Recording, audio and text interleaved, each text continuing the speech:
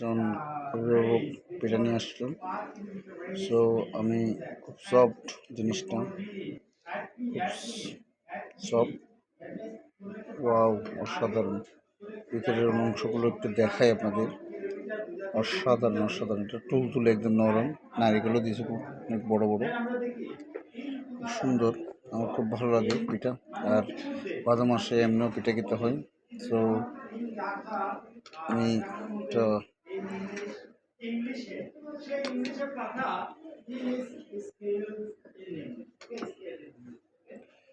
অসাধারণ অসাধারণ অসাধারণ অসাধারণ। আমার খুব পছন্দের একটা জিনিস, আমার খুব ভালো লাগে।